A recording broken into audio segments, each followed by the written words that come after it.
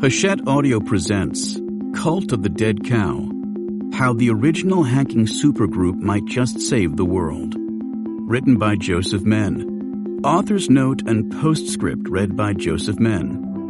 Read by Jonathan Davis. For pulmonologist Dr. Tsiming Benson Chen, who saved my life after DEF CON 2014. Author's note. Technology is deciding the fate of the world, and we are everywhere in its chains. Electronic surveillance, cyber warfare, artificial intelligence, and manipulated social media are on the brink of pushing societies beyond a point of no return. Even those of us who saw this coming did not think it would get this dire this fast, and definitely not in this way. For the past 2 decades, I've covered the tech industry as a journalist, and I've been drawn most often to the issues of security and privacy. They immediately cross lines from business to politics and challenge our ideas about safety, freedom, and justice, and it has been fascinating to watch and occasionally participate as governments, companies, and civic-minded people grapple with the fast-changing ramifications. Security is about power, and it has been getting increasingly more complex since the moment the Internet escaped from its controlled university environment in the 1980s. As I worked on my first book out of Silicon Valley about the rise and fall of Napster, I began to grow more concerned about computer security, or the lack of it. Sean Fanning was one of the first hackers to be admired by the public at large, and he got early help from a more experienced crew, including some people I kept in touch with and who appear in this volume. Though the record industry would beg to differ, most of Fanning's group were the good guys, tinkering in order to learn, not to be malicious. But all of the trends they pointed me to were bad. As the state of security deteriorated and the stakes rose, I devoted my next book to the topic. Fatal System Error showed the scale of the danger, looking especially at how organized crime and some of the world's most powerful governments were collaborating to leverage inherently flawed technology, the failure of the market for security products, and minimal regulation.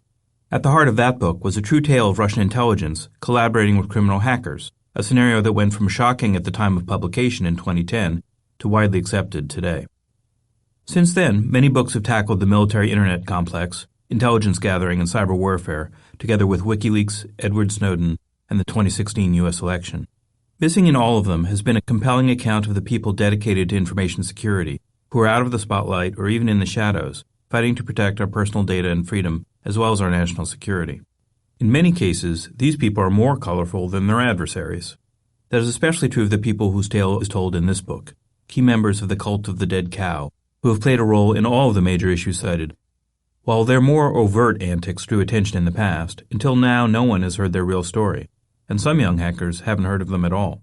Yet the Cult of the Dead Cow is a skeleton key for the whole saga of modern security, especially the struggle to sort through what is ethical. CDC stands in here for many others who are doing heroic work well away from public view. Fatal System Error was a dire warning during a time when many were oblivious. Now, in a time of wider moral crisis in technology, this book is a rare message of hope and inspiration for tackling worse problems before it's too late. Chapter 1. An Evening in San Francisco. On a Tuesday evening in October 2017, 36 friends and acquaintances gathered in the San Francisco townhouse of security engineer Adam O'Donnell for a political fundraiser. Though a boom in Bay Area real estate put the hillside place in Glen Park out of the reach of most Americans, it was modest by local standards. There weren't nearly enough chairs for those who came to the dinner party, and the guests made their own tacos and drank wine from plastic cups as they stood. Adam was no swaggering Silicon Valley executive. The Philadelphia native had bought the property before the latest housing boom, using money from the sale of a security company where he had worked to Cisco Systems. Adam had joined the target company when it bought the startup he had co-founded in 2009, which had been early to take advantage of what became known as the cloud, protecting computers from viruses more quickly than rivals. Adam now moved nervously through his home, thanking guests for coming and redoing the math in his head in hopes that the $250 per head minimum would make it worth the candidate's plane trip. Adam wasn't accustomed to entertaining people he didn't know well. Now, approaching 40, he'd grown up a working-class kid who liked to tinker and eventually had earned a doctorate in engineering. Even as hacking became the stuff of countless headlines, controversial elections, and undeclared warfare, Adam stayed in the background. At Cisco, Adam was working on a rare joint effort with Apple to help companies protect employee iPhones. It wasn't particularly glamorous. His most exciting work was something he didn't talk about. Under the handle Java Man, Adam was a longtime member of the oldest, best-known, and most important hacking group of all time, the Cult of the Dead Cow. Walking in Adam's front door, some old-school hackers saw the cow skull hanging in the foyer and got the reference. If not, Adam didn't explain. Though it has never had more than 20 active members at a time, CDC has multiple claims on history. As it evolved from a pre-web community into something like a hacker performance art troupe, CDC members started the first hacker convention to invite media and law enforcement. They developed hacking tools that are still being used by criminals, spies, and professional network administrators. And they invented the term hacktivism, which the group defined as hacking in defense of human rights. It rarely inducted new members, and when it did, CDC usually picked people already established through other groups, making it a supergroup in the rock and roll sense, a band formed of people from other bands. As CDC matured, its members became leaders in changing hacking from a hobby to a profession to a mode of warfare, or really several modes. That warfare has metastasized in the past decade, encompassing the U.S.-led Stuxnet attack on Iran's nuclear program, Russia's blackouts of electrical systems in Ukraine, and China's methodical pillaging of Western trade secrets. The unstoppable, semi-automated propaganda that helped propel the 2016 election of Donald Trump was just the latest, most complicated, and most effective twist. Such information operations and sabotage threaten to continue indefinitely around the world with little oversight. Most Cult of the Dead Cow members have remained anonymous, although 16 have agreed to be named for the first time in this audiobook, including all of the previously cloaked core participants. That invisibility, dating to the group's founding in 1984, enhanced its mystique. It also gave the 50 or so sometime participants more freedom to navigate the world without being judged or misjudged, in some cases reaching powerful positions. Yet a few have become not only public but famous over the years, including Peter Zatko, known online as Mudge. In Boston, Mudge fronted the pro-security or white hat hacking group called The Loft, pioneers for warning software companies about security flaws in their wares rather than just exploiting them to break into users' machines. Then Mudge's squad turned The Loft into the first big consulting group of star hackers, called At Stake. Later, he led the cybersecurity efforts at the Defense Advanced Research Projects Agency, DARPA, powering both U.S. military defense and still undisclosed offensive hacks that headed off worse violence in the Middle East. Even more famous in recent years has been Jacob Applebaum, alias I.O. Error, the charismatic American face of Tor, the most important tool for preserving privacy on the net.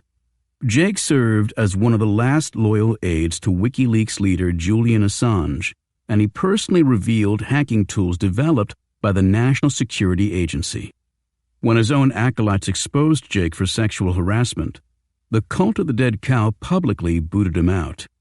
But probably the most influential CDC member in steering hacker culture is Laird Brown, known to most by his handle Oxblood Ruffin.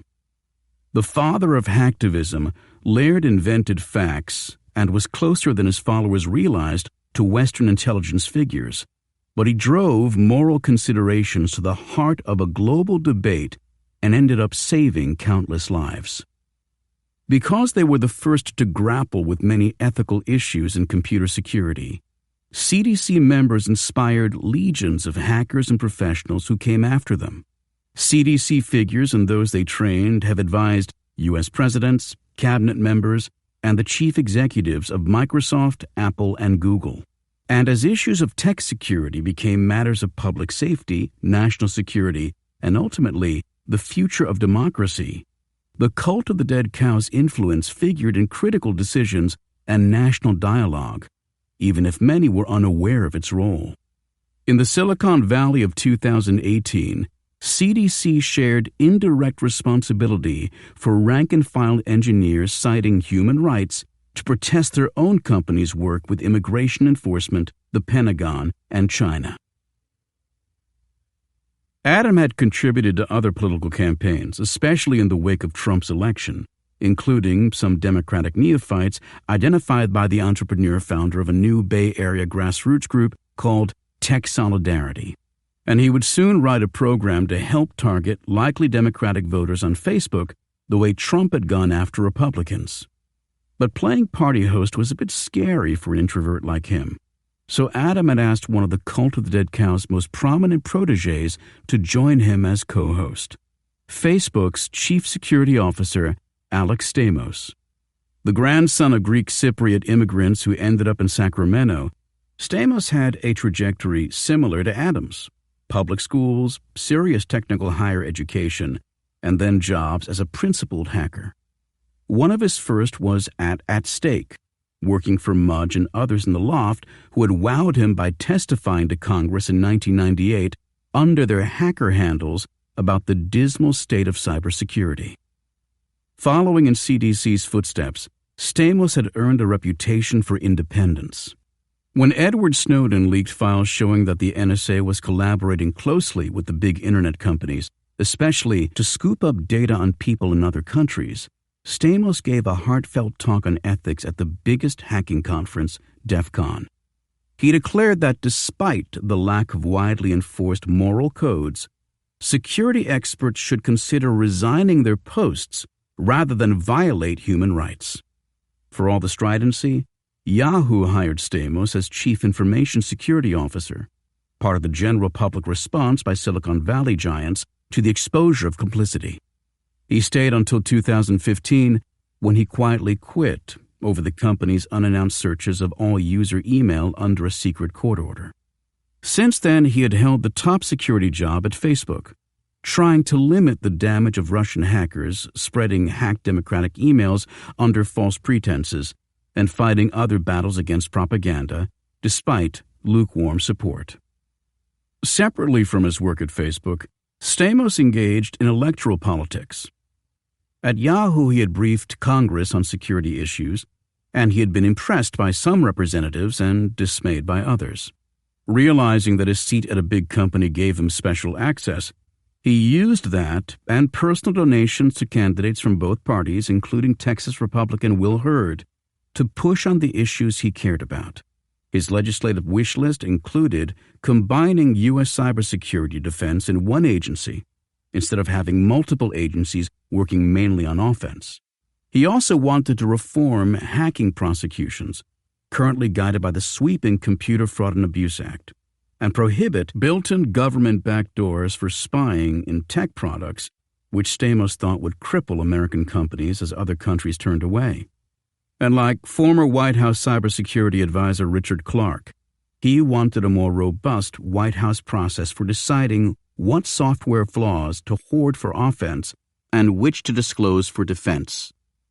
At Facebook, Stamos was quietly helping with special counsel Robert Mueller's investigation into Russian meddling during the 2016 election. Adam figured Stamos would want to support tonight's candidate because of his technological philosophy and the potential significance of the race to the future of the country.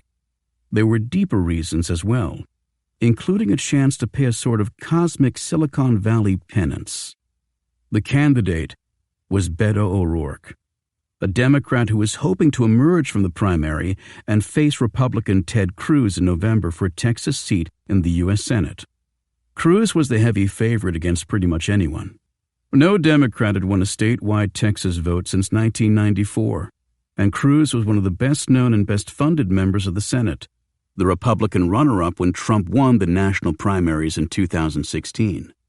But Cruz also had a special resonance for anyone deeply informed about Facebook, the Mueller probe, or both, as Stamos was. Cruz once had been the top political client of Cambridge Analytica, which had siphoned off Facebook data on as many as 87 million mostly unwitting users as it coached Cruz and then Trump on how to target them with effective ads.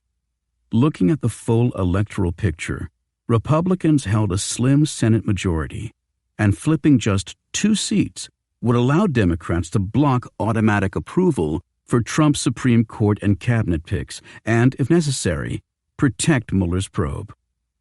It wasn't just those who had failed to supervise the mindless algorithms at Facebook, Twitter, and YouTube who had something to regret after the 2016 election.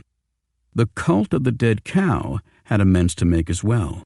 It had turned the creativity and anti-establishment antics of the hacking world against the mainstream media, hustling national television and print outlets for fun, and to raise awareness of various issues. A side group CDC called the Ninja Strike Force, created in innocence but later left unsupervised, had deteriorated and recently attracted race-baiting provocateurs who adopted CDC's methods but not its message. A few latter-day members stirred up hate on social media and promoted the technologists behind the biggest neo-Nazi publications which actively supported Trump. After a few words from Adam and Stamos, O'Rourke spoke to the group. He had run a small software company and alternative publication before winning an underdog race for city council and another for Congress, where he was serving his 3rd and final 2-year term. Slim and 6'4", he wore an opened collared shirt and a blue suit as he explained that he had decided to run on the night Trump was elected president. He and his wife Amy had been trying to decide what to tell their 3 children in the morning and what they would tell them in later years. What did we do? How did we account for ourselves? O'Rourke recalled the conversation. He would have to stand down as a representative to appear on the ballot for the Senate, but O'Rourke had decided it was worth the risk. He had been driving to every county in Texas. His campaign was gaining real momentum, and he thought he had a chance. Education, access to health care, and jobs were more important, he said, than blue or red, and the willingness of voters to install someone who would blow up the system like Trump could be harnessed. The biggest challenge was getting people to the polls. It helped, O'Rourke said, that Texans hate phonies. So he didn't hide that he opposed Trump's planned border wall, thought Trump should be impeached, and supported abortion rights, the legalization of marijuana, and gun control, as did most Bay Area tech workers. He was already fighting in the House to overrule Trump's Federal Communications Commission and restore net neutrality, which kept Internet access providers from favoring some content over others. O'Rourke didn't have to contrast his frankness with Cruz's flexibility.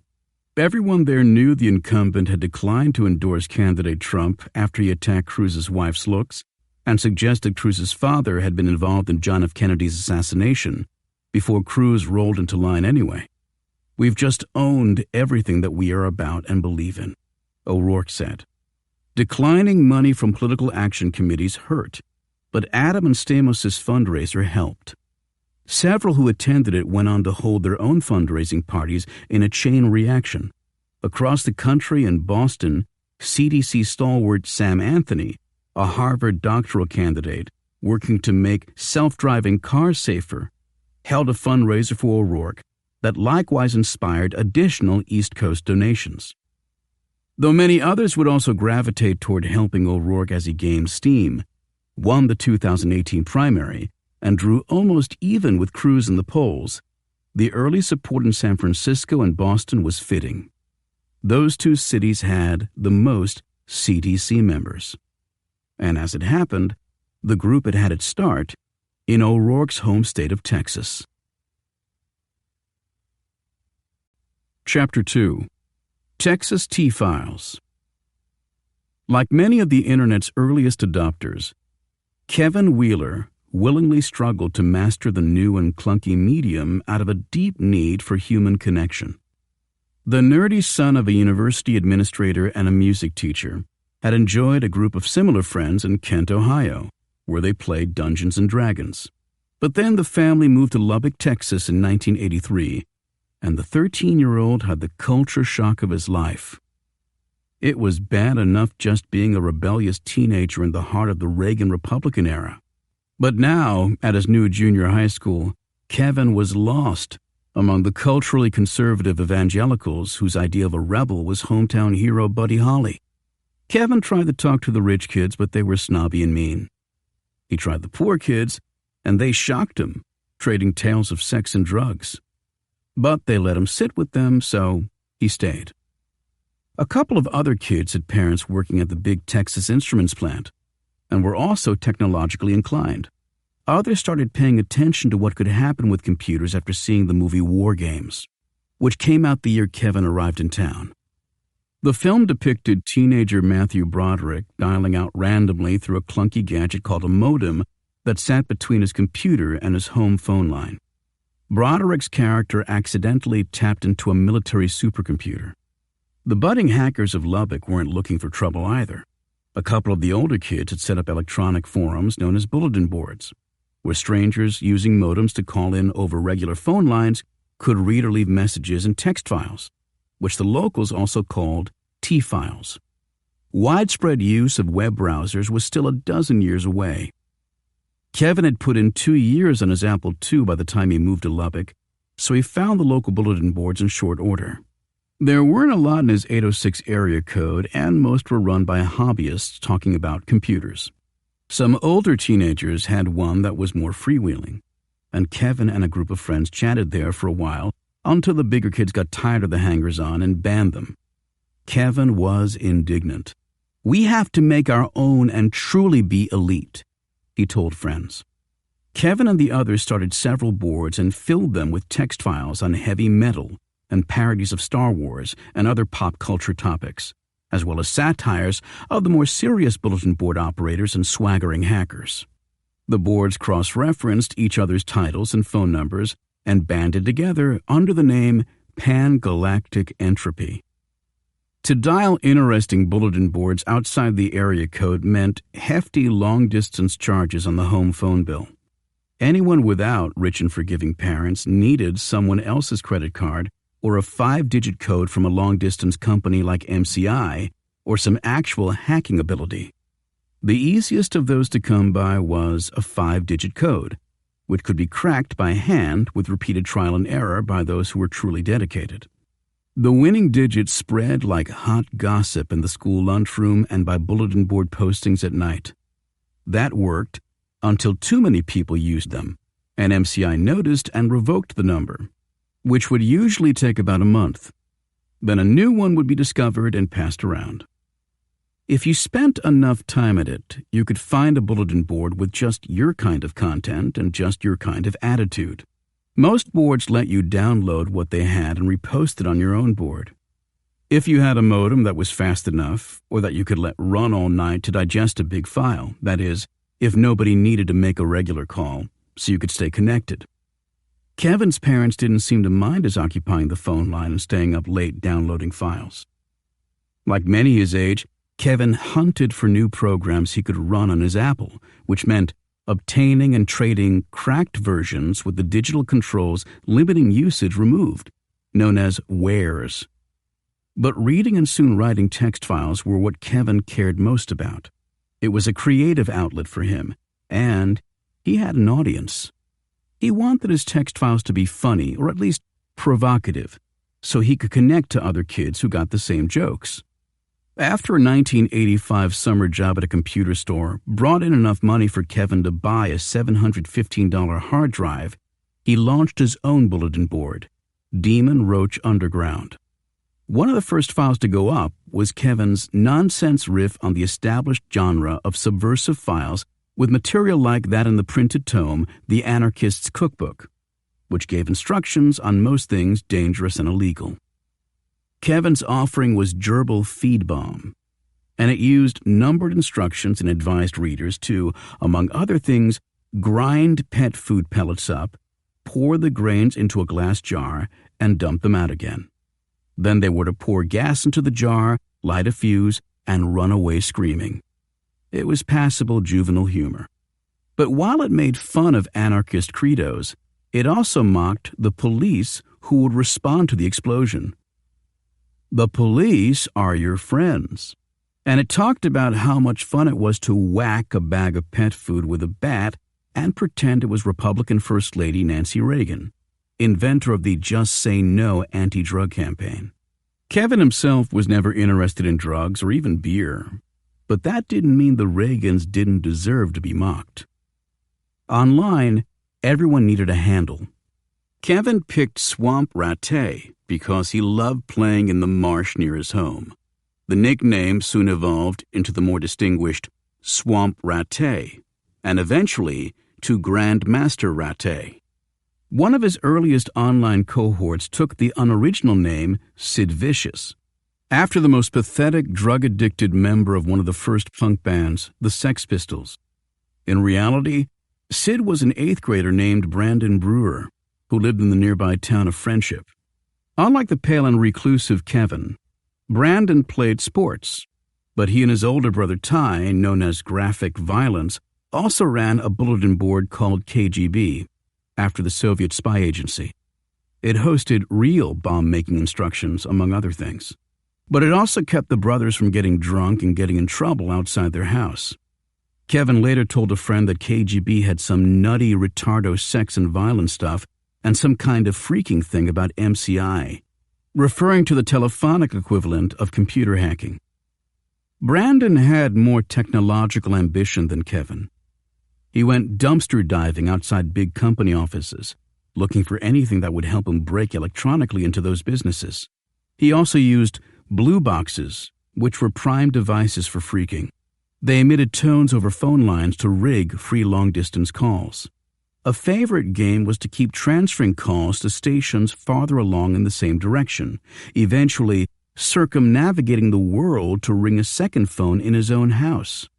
Such phone tricks were still easier than programming, though the great transition was coming soon. When the Brewer boys got new software for their computer, it still had to be keyed in by hand. One would dictate a line of code while the other one typed. When their fingers grew sore, they switched. Brandon and Kevin didn't want to seem as menacing as the serious hackers, the ones who might go to jail. In our circle, there was nothing malicious. You never went in there trying to harm somebody's system, Brandon said. It was all about getting through the wall. Still, they wanted to be taken seriously, and the name Pangalactic Entropy didn't sound menacing enough to be cool.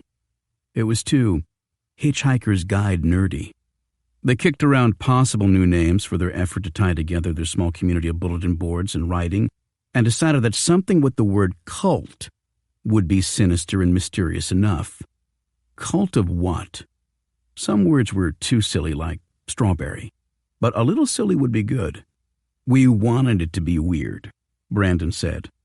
Just trying to thumb our nose at the establishment. This was a place with a clubhouse feel, the liberal arts section of the hacker underground. Kevin thought of a creepy hangout nearby, an abandoned slaughterhouse, the unpleasant hind part of the most iconic Texas industry. In that moment, he hit upon the name, the Cult of the Dead Cow. Though Brandon helped come up with the name and provided hacking prowess, the latter got him in trouble before long. It was the phone phreaking that did it. A friend of the Brewers was house-sitting, spotted an MCI calling card, wrote down the number, and shared it with the brothers, who dialed into other bulletin boards and told readers there to check out the Brewers board. After too many unexplained charges showed up on the bill of the card's owner, he called police, who visited the friend, who named names. Soon, men wearing suits were in the living room at the Brewer house. 30-odd years later, Brandon said he wasn't sure exactly what happened next. Maybe the men took the computer away as evidence. Maybe his father threw it in the trash. Either way, that was the end of Sid Vicious. Brandon Brewer went to high school and discovered girls. Brandon left the group before even meeting the kid that Kevin considers the third founder of the Cult of the Dead Cow, a boy calling himself Franken Jibe, who frequented some of the same boards as Kevin. His real name was Bill Brown. In the spring of 1986, Bill called the number for Demon Roach Underground. The board itself didn't appear because Kevin was working on the software to make it function more smoothly or look stranger. Staring at an empty screen with a prompt, Jibe typed in hello and hit return. Who are you appeared on the next line.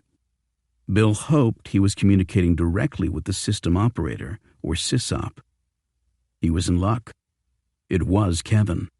They chatted for a while. Eventually they worked out that they lived only a few blocks apart and got together in person. Bill was more into fringe culture, UFOs, secret societies, and B-movies than writing computer code. After war games, he had to beg for a computer from uncomprehending parents who would not even get a telephone answering machine until the late 1990s. I knew nothing about computers, he said. What I liked was the idea of a bulletin board, this pre-internet glorified shortwave radio network. Both boys were outsiders in Lubbock in cultural taste, and also within an early internet scene that celebrated hacking feats. They were like the early punk rock bands, who weren't going to be quiet just because they couldn't play their instruments well. Avoiding the assigned work in his Catholic school, Bill helped mythologize the cult of the dead cow along pseudo-religious lines by drafting an epic Book of Cow as his first text file. It was inane and sublime, a 1,100-word running gag on both testaments of the Bible. The beast rumbled forth, and all was cud and the effluvium of animal. This was the beginning, and from the moment of the cow was born all that we call earth, reads a section near the start. Toward the close, so did the cult spring in those barren times, and so did fertile minds harvest the crops of justice and truth. The cult unsheathed the shining blade of knowledge, and into battle marched, resplendent in the dazzling garb of ideals. Later, Bill reflected on the fact that he had arrived in the hacking scene as a sort of court jester. I took my stupidity very seriously and chafed under the oppressive hierarchy of the informed aristocracy. He wrote, before CDC, there were the elites and the losers. It was a simple, feudal, prepubescent system of class discrimination, based on connections, primarily, and knowledge or experience in the HP, hacking, freaking arts. CDC was really a liberating force. After a while, Kevin and Bill decided the group couldn't be all ridiculous humor and overwrought exhortations, that it needed some hacker credibility. And so it was that the decidedly untechnical Bill went to the Texas Tech Library, studied a book on Unix operating systems, and posted a decent summary of software commands that continued to circulate online for years. Most files back then were computer language cheat sheets or pieces that taught readers how to connect and where, often for free. But they didn't go anywhere after that. Bill pushed a CDC ethos with telecom as a means, not an end. The kids' humor punctured any self-importance the group had and made it approachable. CDC slowly absorbed other boards and linked up with still more further afield, including ones run by an El Paso teen with the handle Psychedelic Warlord, and someone in Michigan called G.A. Ellsworth, whose real name was Matt Kelly. Both contributed their own text files to the mothership and were inducted as members. Published from 1987 until 1990, Warlord's 8 CDC files included transcribed lyrics by the funny punk band The Dead Milkmen. There was a fantasy about visions driving the narrator to murder. No longer could this strong desire in my mind be suppressed. Recognize this fact. My one and only goal in life became the termination of everything that was free and loving. The first CDC file Warlord published, the year he turned 15, asked readers to imagine a better world, or at least a better country, without money. After a nonviolent end to the government, he foresaw the end of starvation and class distinctions. Another file Warlord submitted the following year was a transcribed interview with a self-proclaimed neo-Nazi who maintained that Hitler was misunderstood and didn't personally want Jews killed. Warlord and a Jewish friend questioned the man about his theories and let him ramble. After the interview, Warlord wrote in the CDC file, "We were trying to see what made him think the horrible things that he did." He added that he was opposed to censorship. So if people wanted to learn more about the man and his Aryan church, they could write to his post office box in El Paso. He hoped readers would inundate it with messages or counter-arguments or just antagonize the guy. Surely they'd appreciate some fan mail, he wrote. Though his family lived comfortably and were considered high status, Warlord felt like a misfit. He too abused phone cards and downloaded pirated games.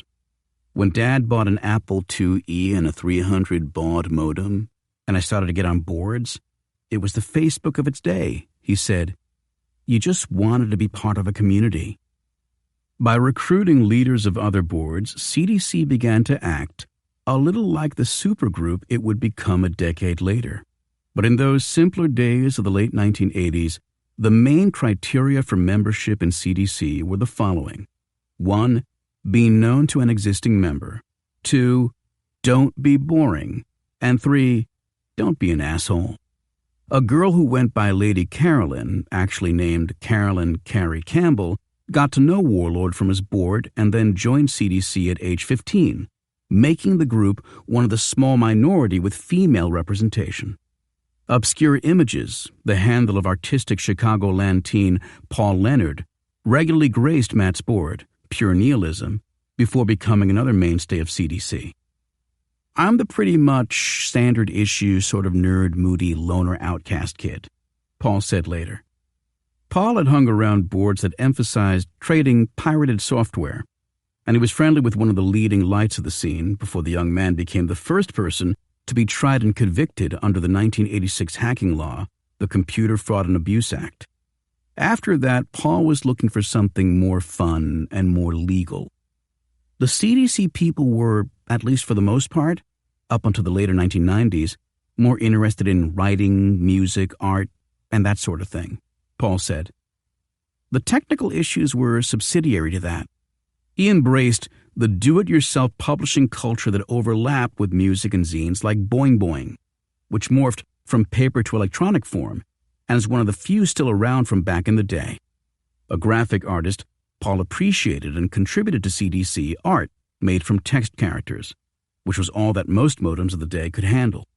The group's collective childlike rendering of a dead cow with X's for eyes stayed the CDC symbol long after members had the bandwidth to send high-definition movies. Carrie Campbell provided a lot of the social glue of the group. After a phone call with Warlord to confirm she was one of the rare people with female nicknames who was actually female, he, and later the rest of the CDC group, welcomed her and treated her with respect. Carrie ran a bulletin board in San Diego and, like the others, freaked just enough to communicate. She also wrote old-fashioned letters back and forth with Warlord and some of the rest. She never claimed to be a hacker, but she was smart and kind, and the one who kept track of everyone's birthdays. Except for the Lubbock originals, CDC members rarely met in person before 1990. While their various boards published official CDC files, they communicated among themselves on a secret part of Demon Roach Underground. Even Bill seldom showed up in person, because he went away to boarding school and then to college in Southern California. Warlord finished high school back east at the private Woodbury Forest School in Virginia. With no computer there, he handed off his board, Taco Land, to Matt. In the summer of 1992, Matt came down to Lubbock, and he and Bill took a caravan road trip to San Francisco together, driving separate cars while chatting over walkie-talkies. As they passed through El Paso, they aimed for the address Matt had for Warlord's house to surprise him. The neighborhoods got fancier and fancier, and they finally pulled up in front of a sprawling, stately mansion. When a housekeeper opened the door, the boys looked at each other in disbelief. Warlord had never mentioned that his father was a well-connected businessman and former county commissioner. I just assumed he was middle class like the rest of us, Matt said. They didn't have to worry about their lost composure, since it turned out Warlord wasn't home that day. Music, especially underground music, brought several members of the group closer together. Warlord played in a series of minor bands, while Kevin recorded demo tapes for aspiring musicians and became a fixture on the local Lubbock music scene. Matt, in Michigan, also cared deeply about alternative music, which made boards like Kevin's and Warlord's especially appealing. In the 80s, it was hard to find out information about anything that was out of the mainstream. Matt contributed interviews with post-punk bands Mudhoney and Big Black, led by future Nirvana producer Steve Albini. Matt went on to form a small indie record label and publish a music and culture zine, Cool Beans, which took its name from one of Kevin's stock expressions. Kevin stayed local, attending Texas Tech and working at its radio station as a DJ. Interested in metal, punk, and rap, he had to stick mostly to playlists handed down from above. So he faked song requests from fans in order to spin what he wanted. He played in multiple bands himself, and in 1995, he went in with Bill and a local skateboard shop owner on a venue for live music, Motor 308. He would go through 5 locations, rarely taking in more than what he had to pay the bands, before moving to New York in 1999. While still in college, Kevin took courses in media and advertising that helped him plot a serious strategy for CDC distribution. A natural hype man, as he called himself, he would bundle up 10 or so new text files and send them out to other bulletin boards for posting. Simply numbering the files was brilliant. That way, bulletin board operators around the country knew if they were missing some, and many would take the time to assemble a complete set. The golden decade of text files would last from 1985 until 1995, when America Online and Netscape's web browser made cumbersome dial-ups to bulletin boards unnecessary. Kevin's strategy, Bill's vision, and the eclectic talents of those who joined them made the Cult of the Dead Cow the best-known and most widely read exemplars of the T-file craft. Kevin also wanted to learn from hacking's previous generation. A key early find was Chris Tucker, who dialed in from a board in Rhode Island as Night Stalker and became the second person from outside Texas to be asked to join the Cult of the Dead Cow. Chris had gone to Vietnam as a CIA contractor during the war, and he'd come back with a dark view of government power. On his way home in 1971, he read a seminal article in Esquire, Ron Rosenbaum's Secrets of the Little Blue Box.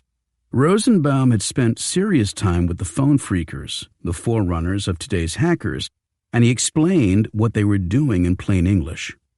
The phreakers were a diverse group, including John Draper, who called himself Captain Crunch, after learning that whistles given out with that breakfast cereal could be used to blow 2,600 hertz, which allowed free calls.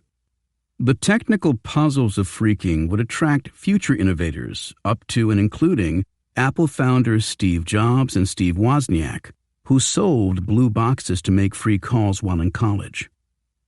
The political divide in America at the end of the 1960s was the worst until the 2000s, and that helped push phreaking in a radical direction. The phone companies were very clearly part of the establishment, and AT&T was a monopoly to boot. That made it a perfect target for the anti-war left and anyone who thought stealing from some companies was more ethical than stealing from others. In June 1971, Yippee Abby Hoffman and early phreaker Al Bell, actually Hoffman acquaintance and former engineering student Alan Firestein, published the first issue of the Youth International Party Line. The newsletter began by printing secret calling card codes and went on to publish explicit instructions on how to craft blue boxes and other gizmos for making free calls. After tiring of Hoffman's antics, the publication renamed itself TAP for Technological American Party and continued to make the most of the free press provisions in the U.S. Bill of Rights. TAP published until 1984, the same year that the essential hacking publication 2600 began to publish. Chris had his first blue box by January 1972, more than a dozen years before he connected to Kevin. Chris met another young veteran, Robert Osband, at a science fiction convention in Boston in the early 1970s, and the two men bonded over politically tinged stories. Better known as Cheshire Catalyst, Osband was a ham radio enthusiast and phreaker, a longtime contributor to the TAP newsletter who served as its final editor. At the TAP offices in New York, it was Osband who suggested they host regular gatherings on the first Friday of every month, a tradition that 2600 later continued in multiple cities. "We were always about sharing the knowledge," Osband said. "Share the knowledge and help people build things." In Lubbock, Kevin had been poring over photocopies of TAP newsletters. Now, with Chris, he knew someone who had been part of it. Chris told stories and patiently answered all Kevin's questions. Chris had begun computer hacking in 1975, years before TAP started covering the topic, and he loved preserving and tinkering with old computers and helping newcomers. Chris lobbied anyone who would listen to use strong encryption and other privacy tools as they came along, and he posted purely political CDC files against Reagan conservatives. He embraced an unregulated internet not only as a great thing, but as one needing active defense in the political realm. Faulting the libertarianism popular with many technologists as a bottomless pit, Chris wrote in CDC file Political Rant Number 1, "The computer underground, once made up of people interested only in free software, free phone calls, and flaming each other's hardware, now finds itself having to actually think about politics and strategies. They have to get involved in the political process, and they may have to go out and vote, for Christ's sakes." Kevin wanted to learn what he could from the past so he could plot the way forward. But the best way to do that was to get together in person, and he was in Lubbock, miles from anywhere. Chapter 3. The Cons. The 1990s started off a lot better than the 1980s for Kevin and the others in CDC. The Berlin Wall had fallen in 1989, George H.W. Bush wasn't as bad as they had feared, and soon Bill Clinton, whom they saw as a reasonable Southern Democrat, would take the White House. Computing was still arcane but getting more and more usable, bringing knowledge closer to people everywhere. Texas had what might seem like a surprisingly strong crop of young hackers. In addition to the arts wing of the hacking community, represented by the earliest members of the Cult of the Dead Cow, there were plenty of others who operated mild-mannered bulletin boards for commentary, community, and in some cases, conspiracy. On the darker end of the spectrum, some specialized in pirated software and credit cards, as well as tips for breaking into big machines at phone companies, corporations, and government agencies. But Texas is a big place, and hackers there had a harder time getting together than their cohorts in New York, Boston, or San Francisco. That kept them from hanging out as much as their peers elsewhere, which meant less fun, less trust, and less deep collaboration and progress. In 1990, Houston area hacker Jesse Dryden set out to change that. The proprietor of hacking boards including Code Abode, and by then a 2-year member of CDC, Dryden was one of a kind. Hyper-intelligent and deep into music, like some of the others, but possessed of a strong personality both in person and behind a computer keyboard. Dryden came by his passion for music in the most natural way possible. His father was the drummer for Jefferson Airplane, Spencer Dryden, who allied with romantic partner and singer Grace Slick and played a major role in the group's artistic choices. Jesse's mother, Sally Mann, ran off to Los Angeles and then San Francisco in the 1960s. Mann was smart, funny, and so ridiculously good-looking that she could charm her way past any obstacle that stood between her and whatever rock star she was interested in meeting. Her picture was used in a Rolling Stone article on groupies, but she was far more than that. She became Slick's closest friend, caught the elder Dryden when he fell from grace, and in 1971 gave birth to Jesse James Dryden. Though it earned its own fame, Jefferson Airplane also served as an adjunct of the Grateful Dead. the center of the era's counterculture in the Bay Area and, by extension, America. Grateful Dead guitarist Jerry Garcia personally approved Dryden's joining Airplane. And members of both bands and their mutual friends lived together in Haight-Ashbury and other San Francisco neighborhoods.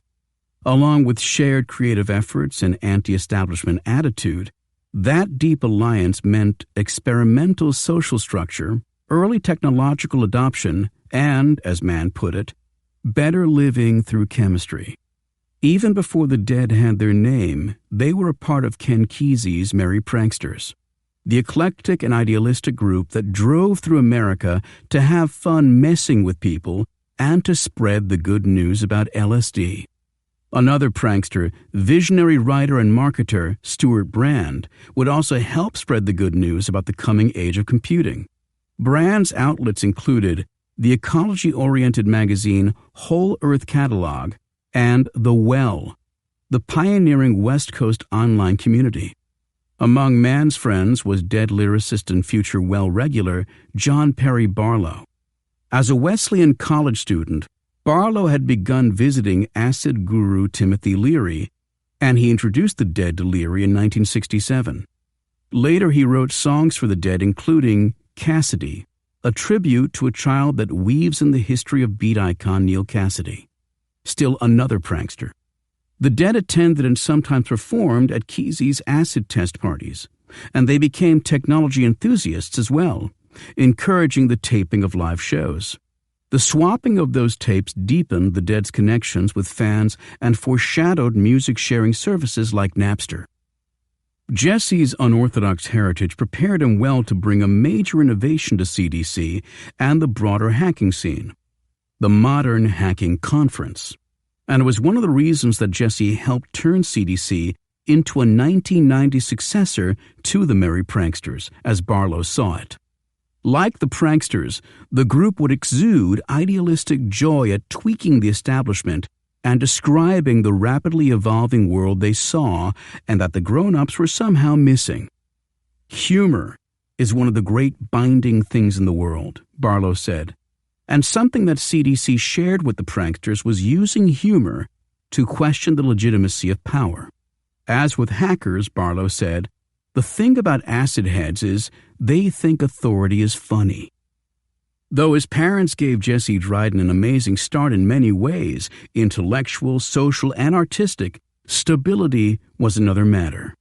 Mann left Dryden and returned with Jesse to Texas from California, but spent a brief time in jail. As a 12-year-old, Jesse talked his way onto the metal band Dawkins tour bus and disappeared for days. Later, he faked going to school for 4 months. Jesse's computer helped him manage the tension between his shyness and his need for self-expression. He found some degree of popularity, and he was able to morph that into being out in public and with groups, Mann said. He was a regular at rock clubs, and Jesse also developed an early entrepreneurial flair. He brought in skateboard gear from California and sold it in local parks, then sold rare concert footage. Some of that aspiration took a bad turn, and he was accused of being involved in credit card hacking.